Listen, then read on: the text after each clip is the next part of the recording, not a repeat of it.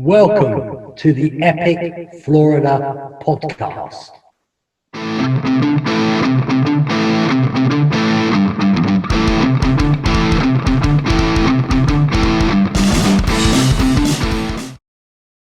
Hello everyone and welcome to this fantastic new studio we built on the Epic Florida Podcast. As you can probably see if you're watching this on YouTube, we've changed things up a little bit. I have got Phil to my right. I'm on his left. You can see it. If you can't see it, what are you doing? Get onto YouTube. Thank you. But yeah, in this show, we're going to give you some updates from what's happening in the world of Florida, which we've got a Halloween Horror Nights announcement. The Velocicoaster is more or less ready opened. Ground has been broken on a new swing shot. So with all that, we're going to get into this right now. So let me introduce my fantastic host, Phil G. Hello, everyone. How's it going, buddy? Oh, it's all good. I've had a nice long rest day today. I'm feeling brilliant. Well, I've been working my absolute ass off all day, so thanks. So what we'll do, we'll get straight into it, guys, because we're not going to edit. We usually do a bit of editing, but we're not going to do that on this one. We're going to go straight into it, so you can see it raw and uncut. So the biggest news of the week, Halloween Horror Nights 30. What? You don't agree with me? The biggest news? I think there's other news just as big, in my personal opinion. Go on then. Do you want the big news? I'm saying this is the biggest news, but I think the biggest news basically is, we all knew Halloween would come back at some point this year, not how, but to me, the biggest news for me is they finally said that. Well, we just lost Phil for a split second. That's the technical problems we have. Back. Am I back? He's back. Well, if you heard me, people, if it's recorded, I'll say it again. If it hasn't, Epic Universe is back on track. Yeah, it is. It's not on. Well, they're starting to carry on. They're not going to be on track to be open for the time they actually said. But yes, they have started to start to carry on the work at Epic Universe. Great news for the construction companies because, i.e., they're going to need the work, and great news for Florida theme park goers because we'll be able to see a theme park being built in our lifetime. Which, to be truthful, I will tell you the truth. To be fair, when they stopped building. I'm just moving things around on my screen because someone's really annoying me. But yeah, what really bugged is I thought that was it, done and dusted. It's gone. They've got the land. They started it, but with the news that they're carrying on with all work, it sounds like everything's going ahead. Well, I thought maybe the earliest it'd be ready was 2028. So now we're talking about 2025. What? Considering it was meant to be 23, 24, you can't moan about an extra year on top. But what we've been through. Yeah, I'll say it on here. I've said it to a few people online. I think Nintendo's had something to do with it, personally. I think Nintendo have flexed the muscles and says, if you don't do this, we're pulling the contract, personally.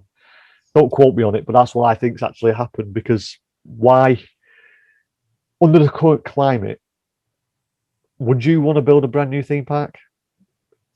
No, but at the same time, talking to a friend of mine out there, Denny, he's confident. People don't take this in gospel from me. I'm just telling you what I'm having a chat with a Florida resident, that there's a possibility the UK could be back late 2020. What, we 2021 now? Yeah, well, we could be back in the country. Now, that's not gospel. It's all down to vaccines and nothing going wrong for both countries. But he's a Florida resident. He's lived there all his life. I do listen to podcasts, and a lot of them are guessing like we are. Some are negative, some are positive, some are in between. I'm trying to stay positive right now, guys. That's what I want to do. I don't want to get your hopes up to think if you've got booked this year, you're going. But I want you to not feel be realistic. Yeah, look forward to something what possibly could still happen. Not guaranteed, but possibly still could happen. Yeah. So we're keeping the positivity. This is a positive step in Florida's favour. like we just said before, we said Phil put in with the Epic Universe. Halloween Horror Nights. Technically the second announcement, but they're billing it as their first. Not just did we get the first house, we got dates. Yes. So, something you broke ages. if you've been living under a rock for the last few days, where have you been? It's Halloween Horror Nights. Wake up, come on.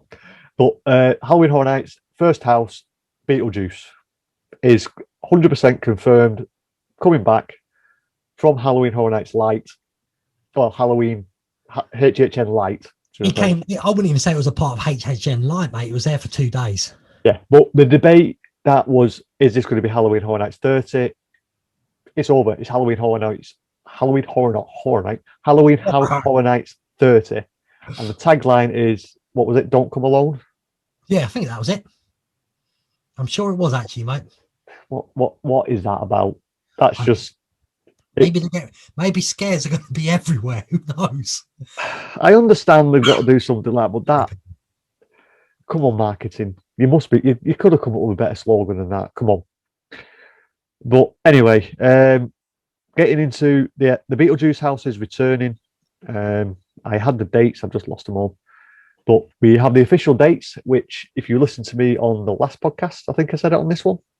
I think you did, yeah. Yeah, I predicted the 3rd. Sorry, I'm a genius. First night is the 3rd of September, starting a week earlier than usual, running all the way up to the 31st of October. So and before people say, why is it only going up to the 31st of October? Because 31st of October is a Sunday. Why would they do Monday and Tuesday? They might do, but anyway. But it's 42 nights of Halloween Horror Nights. The most nights are done. Well, the most nights are planned to start with. And what makes this one a lot more interesting because I'm going to say this as if we're going to be there, because we have to, really, because we are, fingers crossed. But will we get there on Friday the 10th? That is potentially 11 nights of Halloween Horror Nights, if the tickets prevail, which we don't know about the tickets, so don't ask and don't tweet. We don't know anything about the tickets yet, and it could be anything.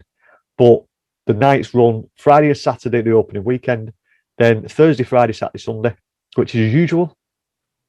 Then it's usually the same. It's usually Thursday, Friday, Saturday, Sunday for a couple of weeks. Then it jumps onto the Wednesdays.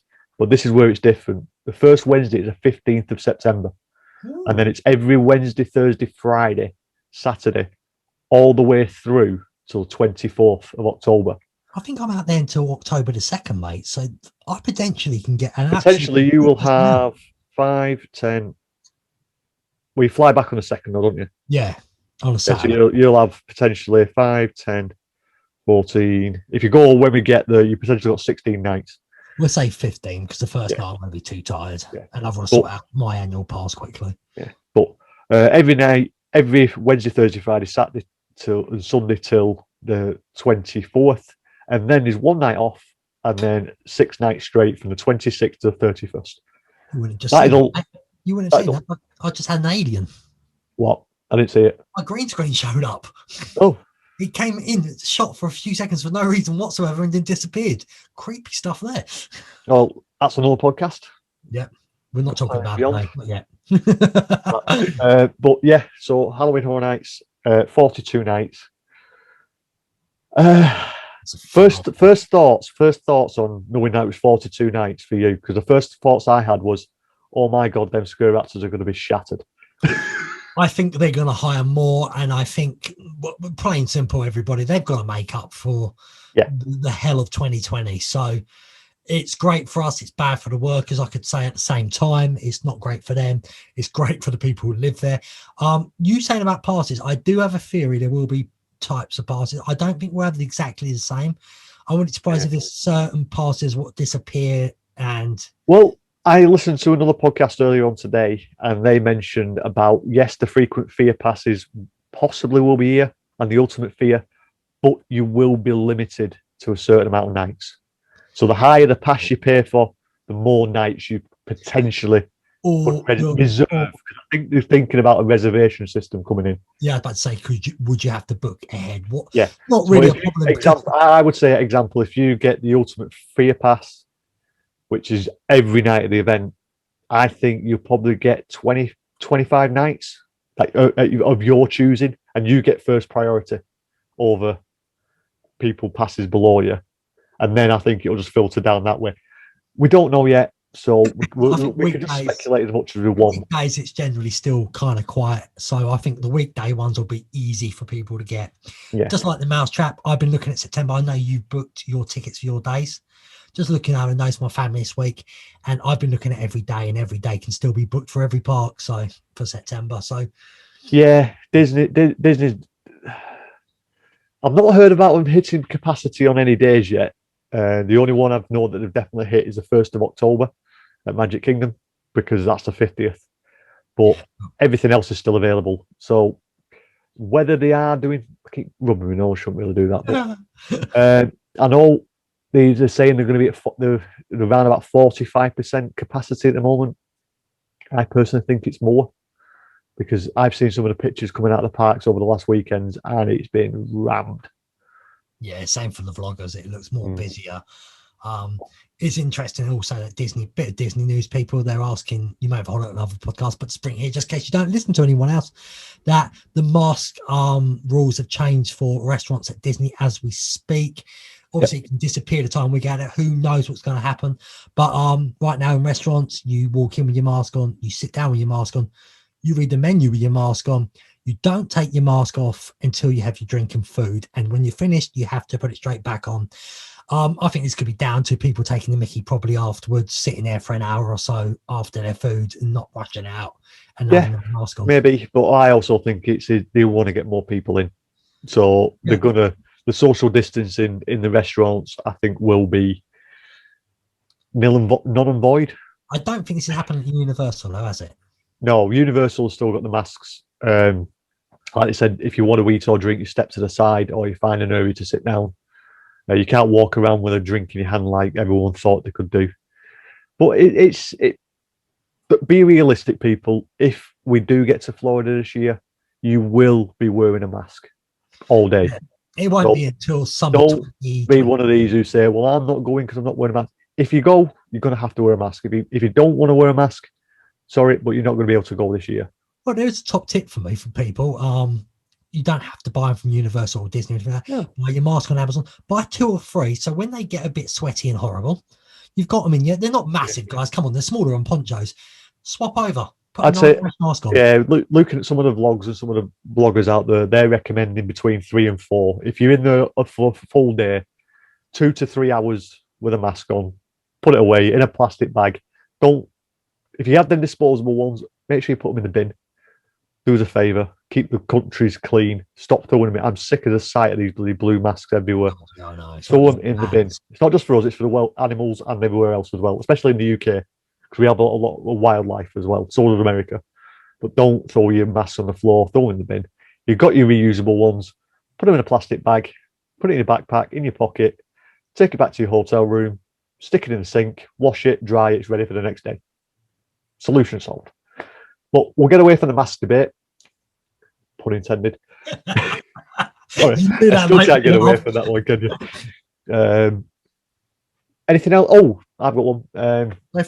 The slingshot, the world's tallest slingshot, is now putting one of the stands vertical in the next few weeks, I think, because I know the foundations have gone in.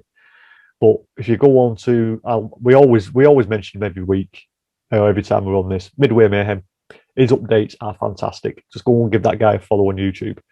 But I mentioned this to Phil before, off camera, while I was on a conversation while at work. But I'm going to say it now.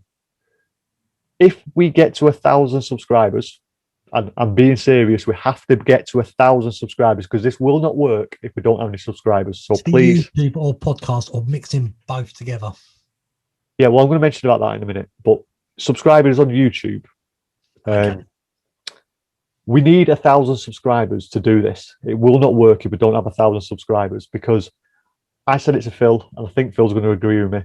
We will do the world's tallest slingshot live on YouTube from this channel. God, yes. It's either going to be this year. If we can do it this year, fantastic. But we might not potentially be able to go because it might not be ready by then. But if it is, we will. If it's not, but next year, we will do that slingshot for you guys. I've never done a slingshot in my life. I can't stand them. I think they're terrifying. But I will do the slingshot if we can get to 1,000 subscribers. So press that button down there. Keep pressing. Everybody. Guys, don't forget something. Subscribing is free. I know it sounds like you're paying, but on YouTube, subscribe is free. Yeah, it's completely press that free. damn bell to get notifications as well. Yeah, it's completely free. All it does, if you press the bell button, you just get notifications of when the shows pop up, which is 2 or 3 a week. We've got different shows on the network. If you don't want to watch them, don't watch them. Just watch what you want to watch. Everything's in a playlist. It's nice and easy to find. But while we're talking about the subscribe button,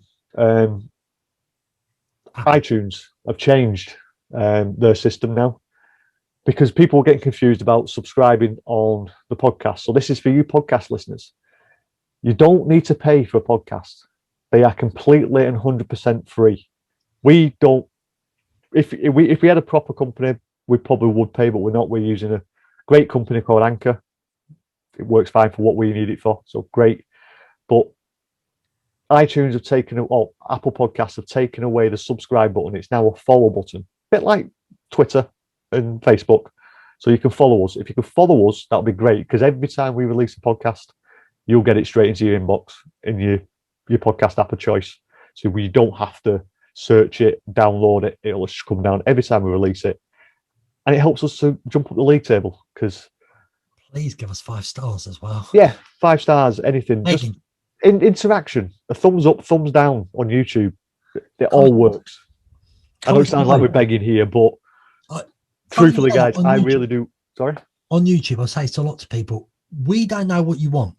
Yeah. If you don't comment below and tell us. So tell us if there's something else you'd like us to do, if there's something you'd like us to bring back, something new to do, something more specific. We've talked about you like more specific stuff about it. Just comment. We're not evil. We're not horrible people. We can take criticism as well. We're from the good old days when criticism was allowed without people getting hurt from it. So please comment below and tell us what you want. We want to make this for you. Yeah. While we're here, the socials as well. My inbox is open. You can see it over my left shoulder now. My inbox is open at TEF Pod, Epic Florida Podcast. It's there. Just send us a message. We get it. We both got access to it. We'll reply to you. If you don't want people to see it, send us a message and we'll get back to you straight away. But what we'll do, we'll just wind it back to any other news that you know of. Because I've actually found something else earlier on. I can't think of anything else right now, but I'll look while well, it was a little post I found on Visit Orlando. Because if we can't get there, I hope the people who are listening can. 21 reasons to visit Orlando this summer. And this was published on the 4th. So it's saying whether it's 21 things, I have not proofread this, so I don't know. But I'll just quickly go through what is actually opening for you guys in this summer. We've got the Jurassic World Velocicoaster at Islands of Adventure. If you don't know that by now, where have you been? We've been talking about every single episode for the last 8, I think. It's at Christmas. Yeah. Aquatica is scheduled to open its the Florida's first dueling water slide, Riptide Race. I never even knew this was going to be there. Let's get very quiet. We've got a historic transformation of Epcot at Walt Disney World with the latest update, a reimagined entrance fountain. Mickey and Minnie's Runaway Railway is the newest attraction. I think that's a bit old, but never mind. This was actually published on the 4th of March, by the way. So we are actually on the 6th, so we're not that far behind. This one cracked me up the hip when I heard this name, because I actually know about this before. The Flamingo Mingle. Try to say that when you're drunk. At Discovery Cove. It's new and exclusive. You get to have an experience where guests can feed and learn more about flamingos in an outdoor setting. I'm sorry, mate, but it sounds more like an old woman going into a bar trying to mingle with young men. The flamingo. Yeah, well, I know when you say flamingo mingle, say that 3 times fast. I can't call them flamingos anymore. Another shout out to Midway Maine. I've got to call them pink chickens. I can't help it. It's every time he watches his videos and he goes to SeaWorld, he says, "Here you go, guys, and here's the pink chickens." And Just one of those little things. I think we mentioned these ones before. We've got the Museum of Illusions in Orlando. Yeah, we've done that. In the game Icon Park, I don't know about this one. It's a family entertainment centre and arcade featuring 70. It's just rethemed in it. Yeah. Is it a retheme one opposite? I think they've just rethemed it from. No, I thought that was what's the big company called? Dave and Buster's. Dave and Buster's, unless they've moved. Maybe, but it says there's over 70 games, virtual reality experiences, themed escape rooms, and more opening in March. The Icon Park Slingshot. Subscribe. The Icon Park Drop Tower. I'll do that anyway. Don't worry about us having to do that. But the Slingshot, yeah. We've got multi experiences on International Drive. You've got the new Disneyland Park indoor attraction, including the largest indoor dual go-karting tracks in Florida, a trampoline park, and auto museum. Funny you Never say knew about that one. You just remind me of some news as well. Oh, go on. Jump in news. We'll split it up. Okay, guys. Legoland's got something new coming. Peppa Pig Land. Well, yes. I didn't know Peppa Pig was massive in America, but apparently it is. Well, yeah. Well, I think it's one of the UK's worst exports in my eyes. It's one of the worst things ever made since Barney. Well, don't let my dad see this because my dad will hate me, but my dad loves Peppa Pig. But yeah, the 60-year-old man and he loves Peppa Pig. But never mind. That's something quick, guys. Yeah, it's getting built right now, and I haven't got a clue if it's going to be a separate ticket or the same ticket at this precise moment. But I imagine Legoland are going to keep it under one ticket. If you have any questions, message Banksley on Twitter. He'll answer you. He's a social media guy for it, so give him a shout out. Wonderworks science. We know about Wonderworks, but anyway, there's a new shopping experience at the Mall of Millennia. It's offering a new complimentary 2-hour personalised stylist sessions. Not my cup of tea, anyway. Just a short drive away, you've got Kennedy Space Centre Complex. These are not. This is supposed to be new stuff. Who the hell wrote this? He's just listing what's gone through the last year or so, mate. Yeah. Anyway, it's got dockside in and suites in there. I think they've got. I think you can stop, mate. I think they've hit 21 things, but I thought it was. I should have pre-read it really, but yeah. Whoops. Anyway, guys. Also, if UK, we've got that new Amazon store in London. But if no one's from down this way, don't want to go to that store, but you want to try out these Amazon stores, I know there's one at the Mall Millennia. So go and give it a go. Simon won't like it. It's legalizing shoplifting. Come on. It's not legalizing anything. There'll be cameras everywhere. People it works. I know how it works. Simon doesn't want to move on with technology like me. I can't stand talking to some. I'm sorry, old biddy at a till. This is going to upset everyone. An old biddy at a till asking me how my day is. It'd be a lot better if you get my food in that bag and I can get. I would love to see an old biddy at a till. They're all young bloody millennials at the moment. That's even worse. But sorry for offending any millennials, but I am actually technically one, but I'm doing air quotes if you're not watching. But yeah, that's really it for the news. All I can say is we don't usually do sport, but I'm going to pick it up because the Rays are having a fantastic grapefruit tournament. If you know what I'm talking about, you know what I'm talking about. It's pre-season. The top of the Grapefruit League. I don't think they've lost a game yet. They're playing pretty well in the pre-season, so fingers crossed it does well for the future seasons, rest of the season. I just think it's going to be really bad. I'm going to do a cheap plug it. Anybody, by the way, if you're planning holidays to Orlando, you've never been before, you're looking for different hotels because you've stayed on site. Pretty much, I have started my own individual show on Epic Phil, a different YouTube page. Subscribe to that as well. I'm reviewing hotels on International Drive. I've done 3 iDrive ones. The first 2, Rosen Inn, Avanti Palms. Then I did Cabana Bay Beach Resort, and now I've moved across to the Ramada Plaza and Suites. Now I'm doing this for people who haven't been before. We watch a YouTube video or 2. We look at Google Maps and we look at 2 awesome reviews, 2 average reviews, and 2 really bad reviews, just to give you an idea of the hotels. At the end of it, if I've stayed there, I do tell you what I think of it and give it a star system. One of them I probably starred too high because it was a new show and I was excited. But if you watch all of them, it'll give you an idea of the hotels and hopefully help you out choosing somewhere you'd like to stay. Yeah, so do him a favour, and like we said, if you could review us on whatever platform you're watching us on or listening to us, great. If you're watching us, it's all down below me right now. Twitter and Instagram at TEFpod. Subscribe. Do us a favour.